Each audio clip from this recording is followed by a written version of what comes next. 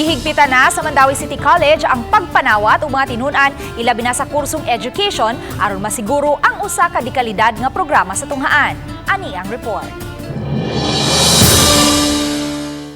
Itandi sa miaging katuigan, wala pa makaabot sa 1,000 ka mga tinunan ang na-enroll sa Mandawi City College. Gipasabot ni Dr. Lilibeth Mayol, Mandawi City College Administrator, nga gitaas-taasan nila ang passing rate sa entrance exam alang sa gustong mutungha sa kursong education.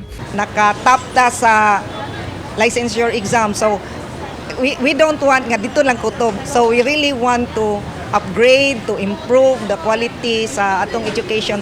Duha sa nakapasar sa entrance exam ang managhigala nga sila si Kayla Diano taga Barangay Alang-Alang ug Angel Ariola taga Barangay Paknaan nga transferee gikan sa pribadong tunghaan. Kuan, ang credentials na lang sa mong last na school. Moy pass niya interview. Gidawat na mo. Oh. Ay, wait ka ng interview after sa interview. Ano ka itong entrance examination mo? Oh, nakapasar dyan. Giangko ni Mayol nga menos pa ang nakapasar sa entrance exam alang sa gustong mukuha og kursong education sa MCC.